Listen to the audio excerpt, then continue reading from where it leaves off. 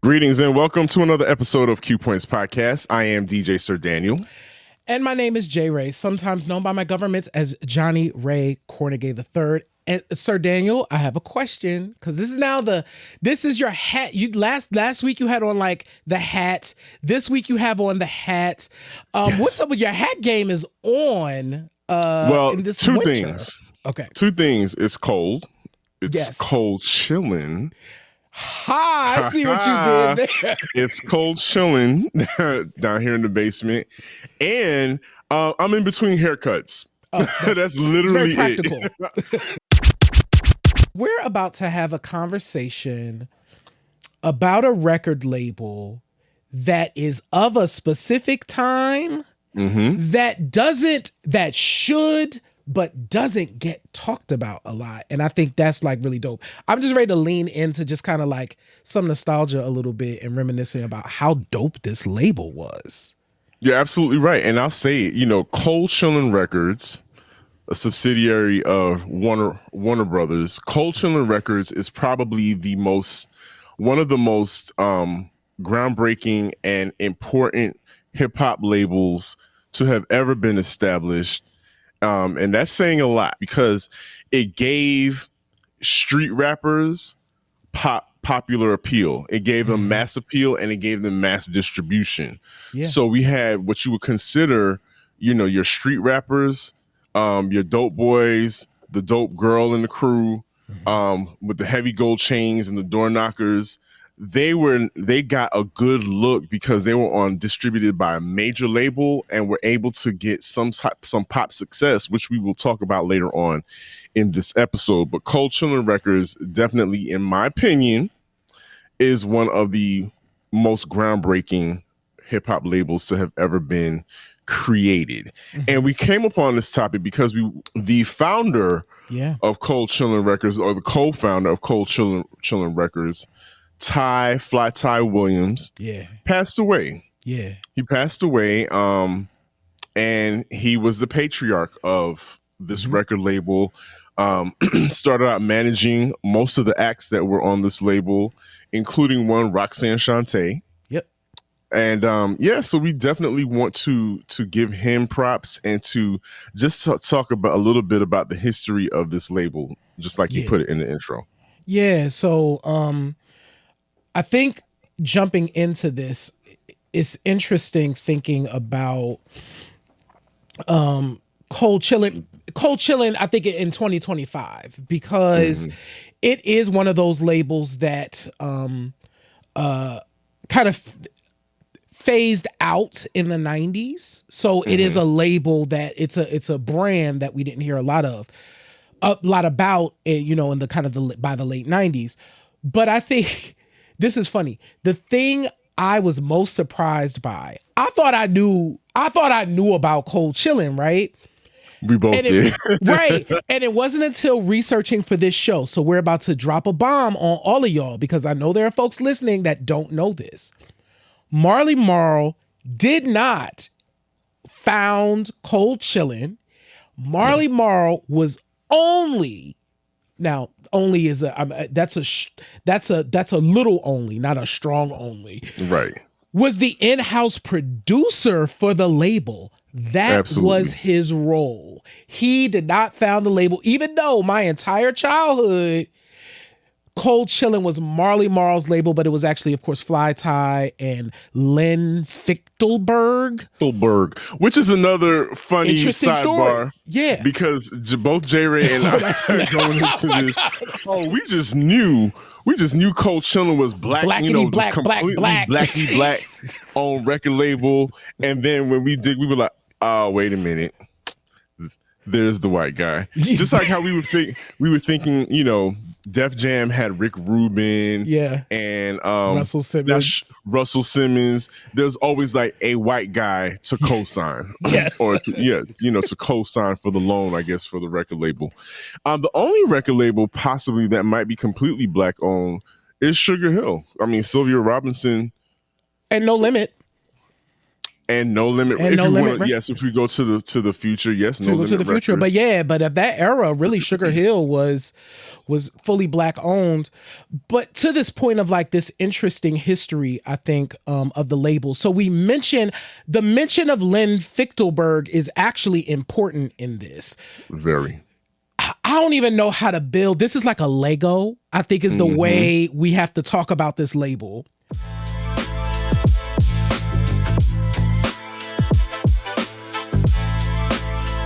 And so Daniel, correct me if at any point I'm like veering off, but there are many. Roxanne Shanté, Biz Markie, MC Shan are all kind of releasing music on different labels, right? Yes.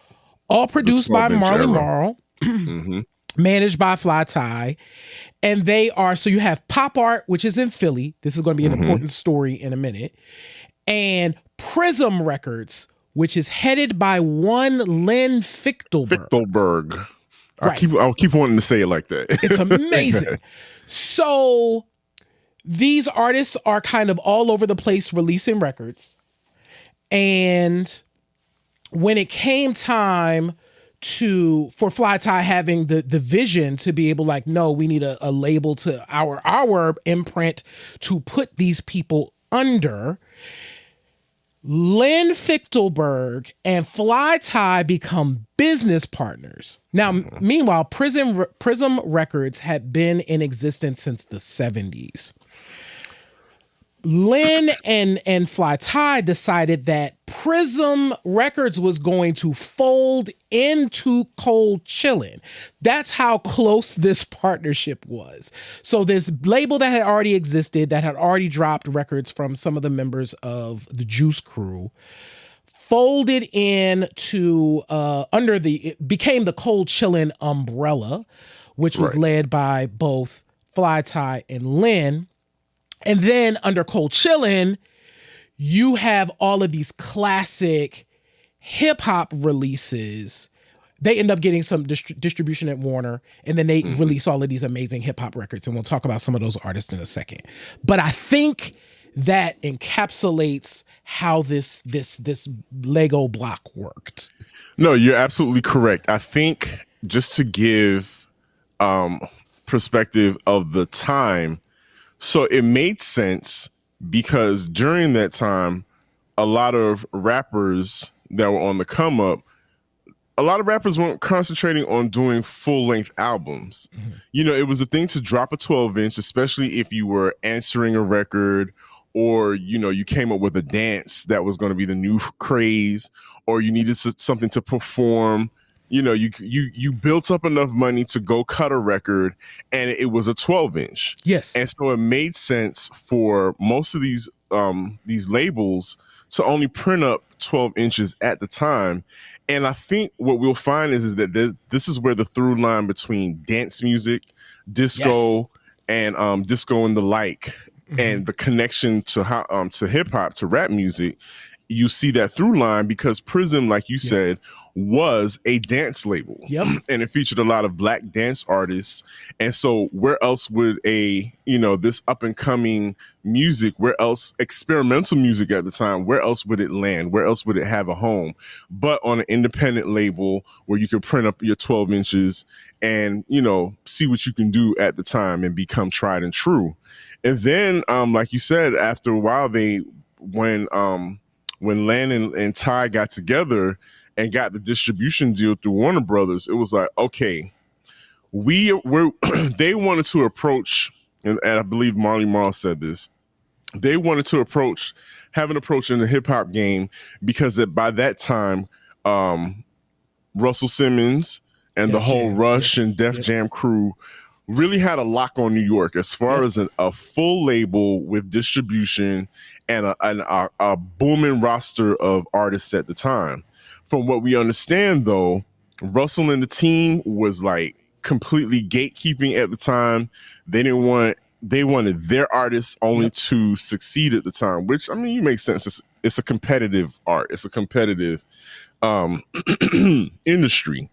And so that gave them the determination to say, okay, now we're in the game because not only do we have a sickening roster of MCs hailing from Queensbridge and Brooklyn and Yep. Long Island, now we've got major distribution. Yes. So not only are we're gonna have bigger budgets, but we're gonna get bigger distribution and greater looks from like the media and have more exposure, videos, things of that nature. So Cold Chillin literally was in the game like, oh, we're here. We're about to really come through and wreck shop. Yeah, it's so interesting that I'm glad you went here because I think so. The first official release for Cold Chillin is like a bomb. So we've talked about, y'all should go watch our show where we talk about the influence of Queensbridge and Marley Marl, because we talk about MC Shan and the Bridge, right? So y'all can go listen to that story. Boogie Down Productions, The Bridge is Over, MC Shan, The Bridge, Diss war became a major thing, but MC Shan's Down by Law, which included The Bridge, becomes like number one thing. You know what I'm saying? First out the gate. What I find interesting, Sir Daniel, is next out of the gate. So in 88, of course, you get Big Daddy Kane, which is like an entity all his own. Yes. But one artist who was singularly unique, both in look and in talent, that probably couldn't even get a toe in the door in 2025, became a phenomenon, and his name is Biz Markie.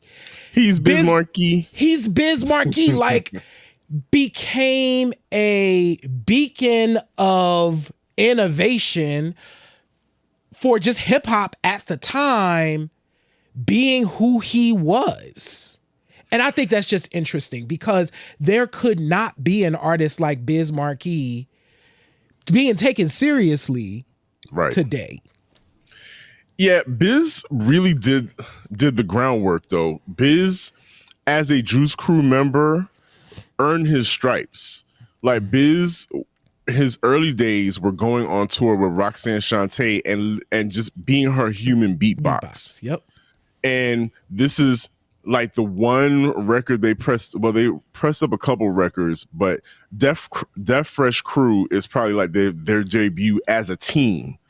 And, you know, he went on to also DJ for her, and then he would DJ for other people. And then he got from behind the turntables and was not only beatboxing, he was beatboxing with Kane as well, but he was also rhyming with them.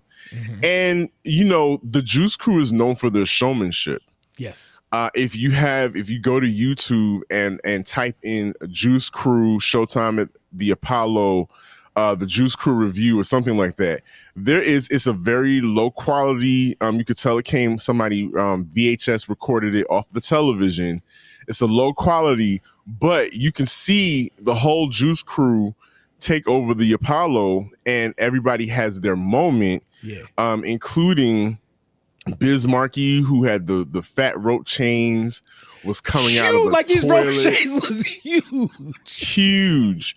And but to your point, here's where talent outshines everything. To your point, not a classic beauty, right? You know, not classically handsome, but full of personality and stage presence, and then just the talent, the human beatbox was live on stage, and he used to do not just like your regular old beatboxing, but he would do sound effects and everything, and he would he just ran the gamut as far as the talent is concerned.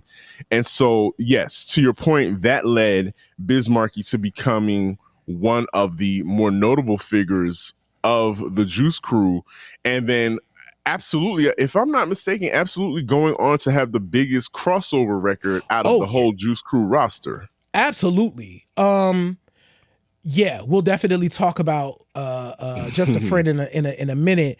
But I think, okay, you know what? No, let's do Kane first, and then we're gonna do the elephant in the room. So Biz is going off. So this is 88. You get Biz Marquie's going off, which includes like the Vapors and Nobody Beats the Biz and all of these classic records, right?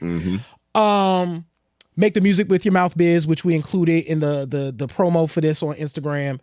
All of that. But in addition, Big Daddy Kane was like literally a bomb. So when we look at like rap artists that changed things and the way artists showed up, Rakim is one of them. But 2 years later, Big Daddy Kane becomes another version of that, because when Long Live the Kane came out, that flow, like the rhymes, the flow, the look, the dancers, it was all like, wow. Imagine combining the sex appeal, because LL Cool J was a bona fide sex symbol in 83, 84. Bona fide sex symbol. Then you have then you combine that with the showmanship of, and I can't even say Hammer, because Kane precedes Hammer. Yep. So the only people, imagine the showmanship of Michael Jackson in hip hop form, and you combine that with a Rakim lyrically and flow, and you have Kane. Kane was just, I mean, we all wanted to be Kane. I know I wanted my high top fade to be like his. I 3 cuts to your eyebrows, try to wild out, like Jay-Z said. Who didn't get in trouble for putting them cuts in my eyebrows? I wanted to so bad, but I was scared. Like I wanted those 3 cuts in my eyebrows. Listen, I did it one time. It was, oh man, I was so scared to come home from the barbershop, and I have got the lines in my eyebrows, because that was such a Brooklyn thing to do. And the I didn't do it all at the same time, because I didn't want to kill my mother, because those things would have given her a conniption. But you know, the half moon, but the high top fade was it. The cameo, if you could turn to the side and you have that profile of a cameo, and it was just perfect, you were doing something. You had the look from, you know, the girls, the guys, everybody was you know, wanting to be like you, because we were all wanting to look like the Kane, the silk suits, the gold chains, all of that good stuff, the smoothness. I mean, just perfect, just perfection coming out the gate. Ain't no half stepping. I mean, for that to be that wasn't his first record, because he put out records on Prism. Yeah. But for your major distribution, your debut on a major distribution, you can't get no better than Ain't No Half Stepping. Cold Chillin was killing it. So, okay, elephant in the room. So we've now talked about MC Shan, we've talked about Biz Markie, we've talked about Big Daddy Kane. As we all know, the story of the Juice Crew, the genesis, the queen of the Juice Crew, the person by which everyone falls, like exists because of, is that woman right there, Roxanne Shanté. Yeah. We've now talked about 3 releases before we get to, and there's more releases. But I think it's just a good time to lift up that the one, well, technically 2, because Cold Chillin kind of merged into Living Large. But the first release from Shante came a couple years after the label started, which is surprising to some people. Well, I think so. What people have to understand is, and it's so funny that we brought up Shan and we brought up Kane and Biz. Kane also DJ'd for Shante. So Kane everybody's working for Shante. You know what I'm saying? She literally put them on her back, put them on tour with her, and gave them the stage exposure, all of the things to get them to build up their stage personas, to get to the point to where when everybody starts signing their deals, you got a record deal and you're able to get out there and be a menace on the stage. Mm-hmm. But like to your point, J. Ray, so Shani been in the game since '84. Yeah. Answering the Roxanne record. Like you said, that record got picked up by Pop Art, which is a Philly label. and was distributed through them. She released a couple. She released The Queen of Rocks and Runaway on Pop Art, and then that was it. And so then fast forward to that. That's when they get the deal with Warner Brothers, because I can't think of another label. No, she wasn't on any other labels that I can remember. I don't have any records that, aside from Pop Art, it was Pop Art and then Cold Chillin.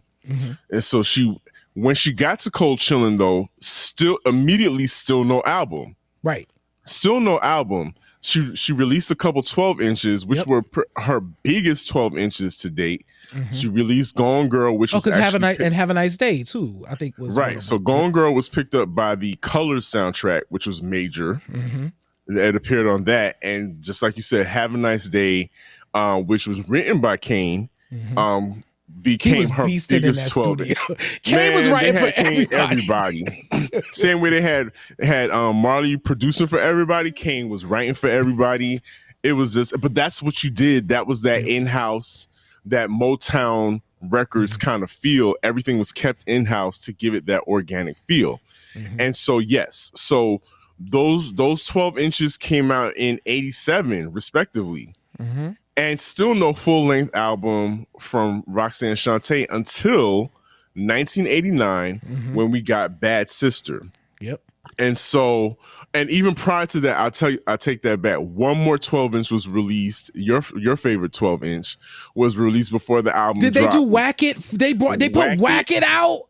Whack It was a 12-inch because it was an answer to Supersonic, because JJ Fad and Roxanne Shanté had established a diss war, beef on Wax. And so Whack It was released. There's a video for Whack It.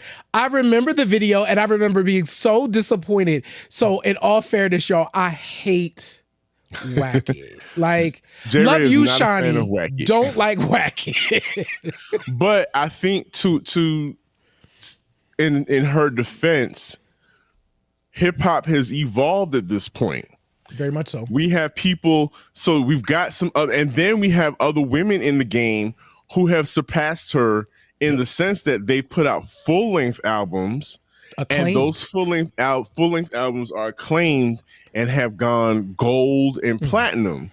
So here she is, like, okay, wait a minute.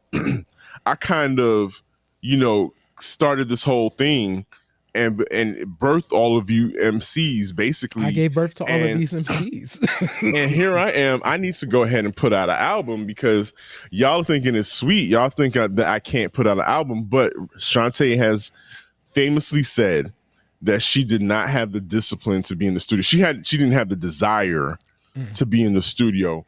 And she did, if you realize and pay attention to her career in the beginning, her whole life was touring. She literally grew up on the road and performing, battling people. Like, everything was done on stage. This was not the time where things were put on wax all the time. Everything was done on stage. That's why a lot of her rhymes were off the top of her head, because they weren't necessarily written down and put down on tape. Excuse me. They were done off the top of her head. So they finally got her in the studio, corralled her in the studio, and put out Bad Sister. Yes. Which unfortunately did not perform. It underperformed. Yeah. Mostly, I think, because, and here's a correlation. I saw a correlation between her and Cardi B in this sense, was that this album contained at least 4 singles that had already been released 2 years prior.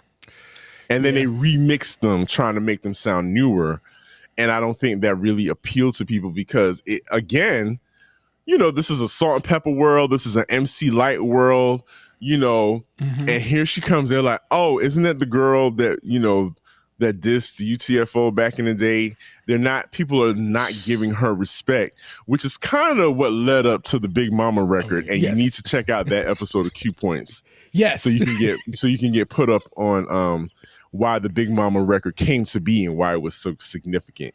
But yeah, you're absolutely right. Let's not forget, she's on the only female rapper to have a record with Rick James. And that's Lucy's Rap. which was released on the Warner Brothers label. That probably wouldn't have happened if they weren't signed to Warner Brothers. Yeah.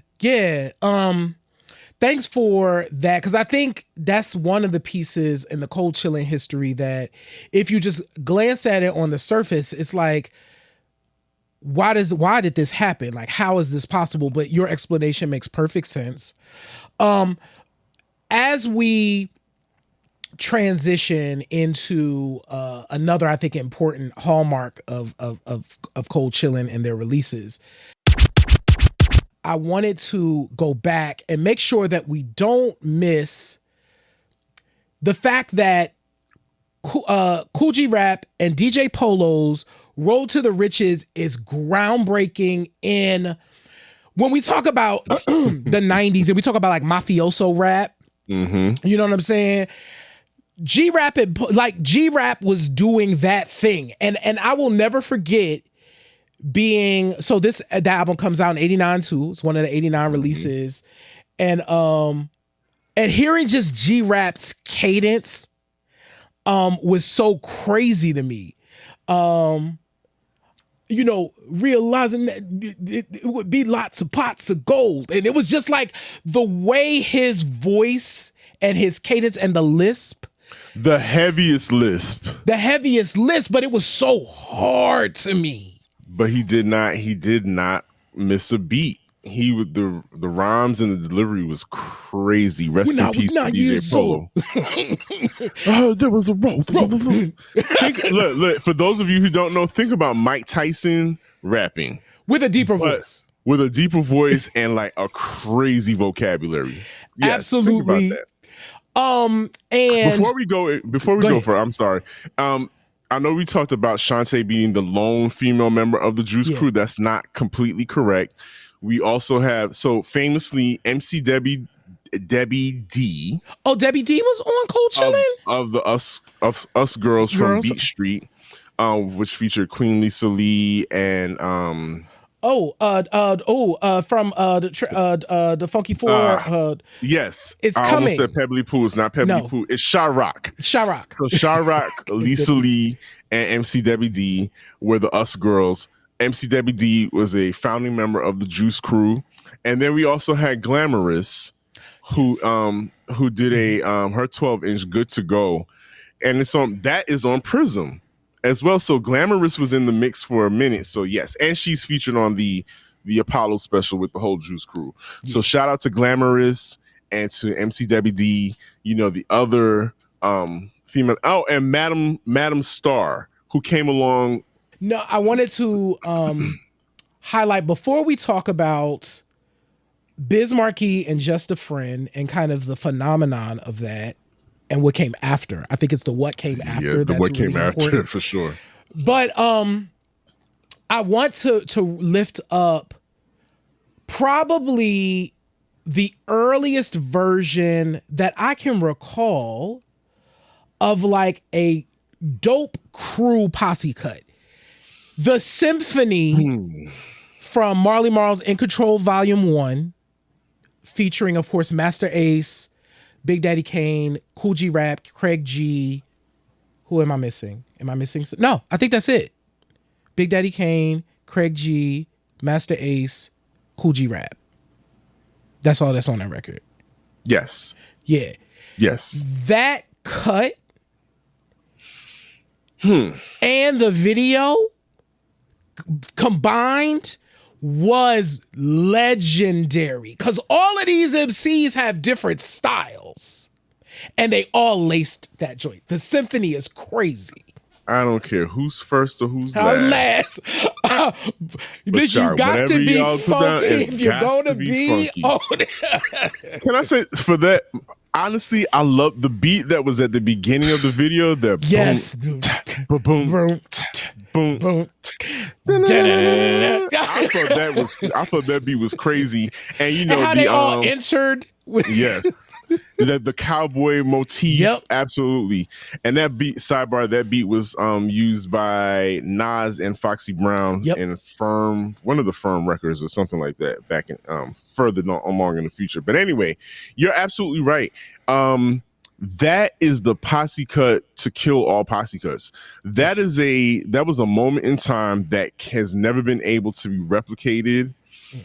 Yes, there are other people that have done posse cuts. You got your Native Tongues with Buddy. Yep. Trying to think of who else. There's several.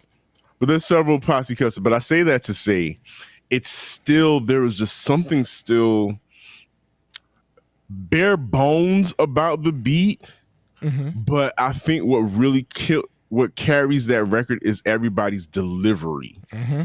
Everybody's delivery, and they were really saying something. Yeah. It just goes down as probably the best posse cut in all history. I agree with you. It is a posse cut that just never gets old. Like, shout out to Shaniqua. Capital A rap, it'll stay with you for a while. It won't go away.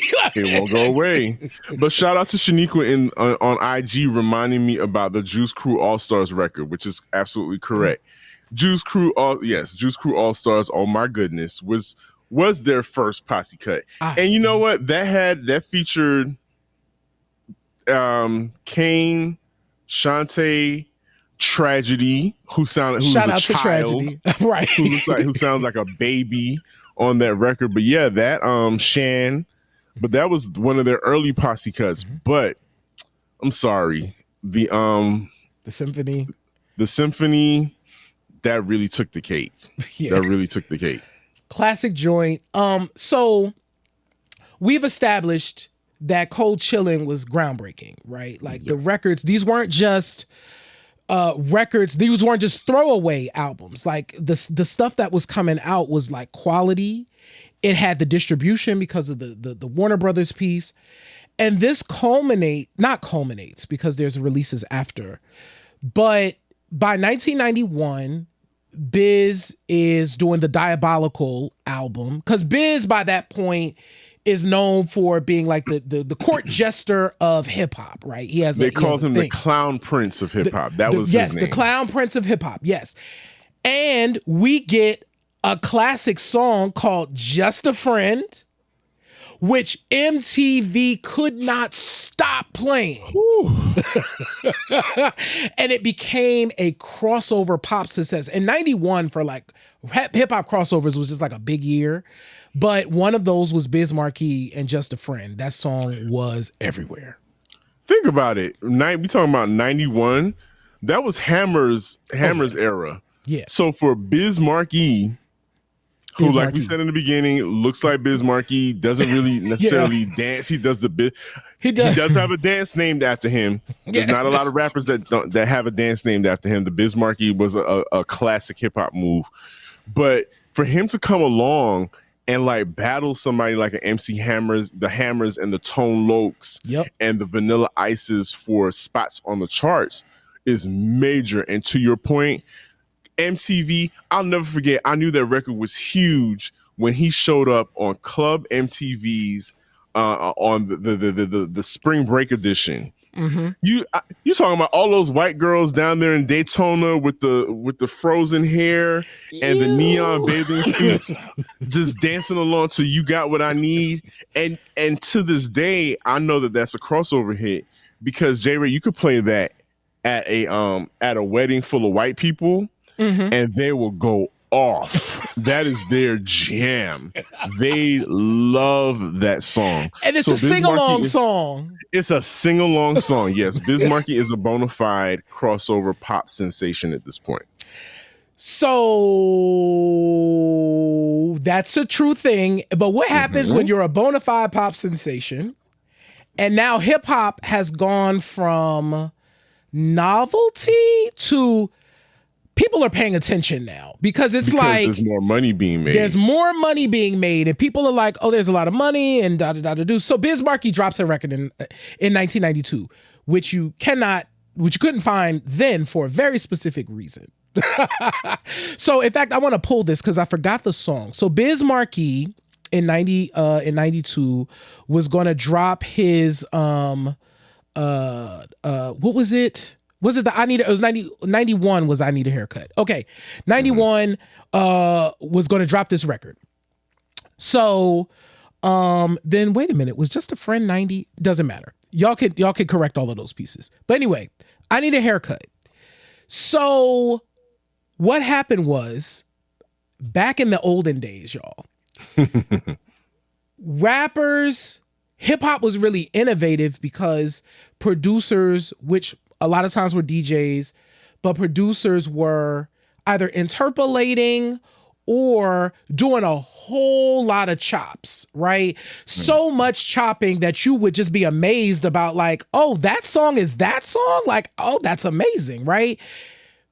Sample, it didn't have a name the way it has now, right? It was just, hey, they was chopping, you know what I mean? So on the 12th track, I'm on the Wikipedia.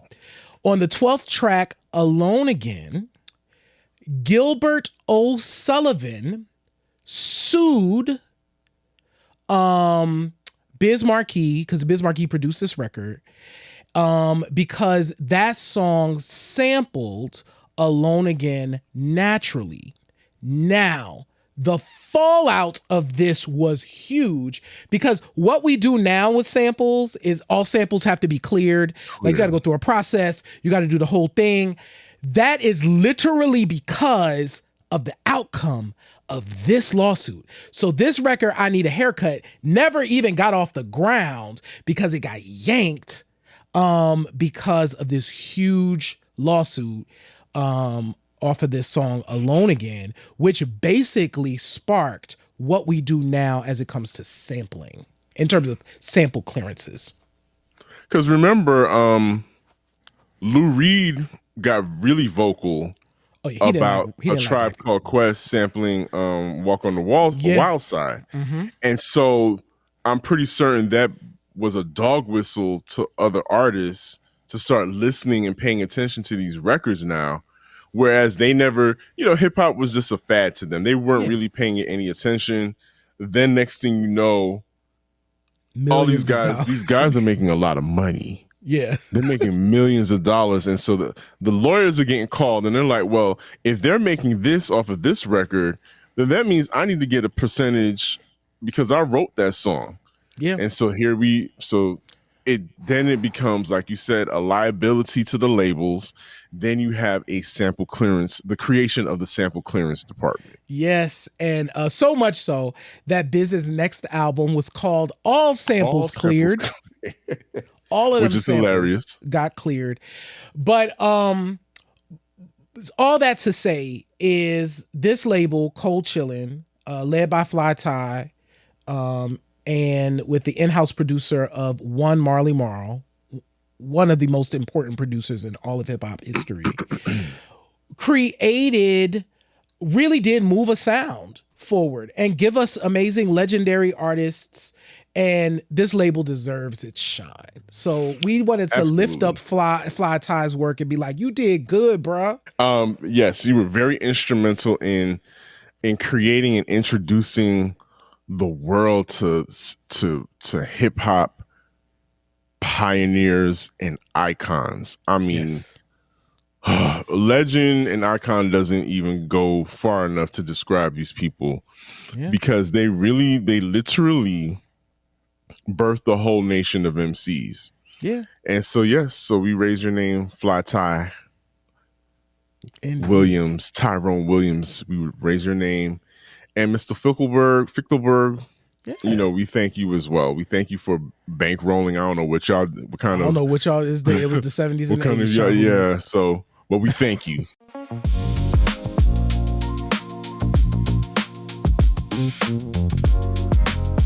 Please, dig deeper and find out more about Cold Chillin. Oh, we almost forgot. They had the coolest logo. That logo looks so dope on everything, on jackets, on hoodies. Matter of fact, I think when we get off, I'm about to order me a Cold Chillin t-shirt or something. Absolutely. Yeah. I was thinking the exact same thing. I'm like, I need a Cold Chillin t-shirt. And you know what? This is one of those logos that also is, it communicates, right, to people, like who you are, like your values. Mm-hmm. Here's what y'all need to do. So if you can see our faces and hear our voices, thank y'all so much for always rocking with us. Subscribe wherever you are. So if you're on Substack or IG or YouTube's or the Facebooks, wherever you at, subscribe. Tell your friends, family, colleagues. If you love Q Points, chances are they will love Q Points too. We appreciate you. Visit our website at qpoints.com. Visit us on Substack. But we appreciate y'all so much and we love y'all. We absolutely do. And it's like I always say, in this life, you have a choice. You can either pick up the needle or you can let the record play. I am DJ Sir Daniel. My name is J Ray, y'all. And this has been Q Points Podcast, dropping the needle on Black music history. We will see you on the next go round. Peace. And we cold chilling. Yeah. Peace, y'all.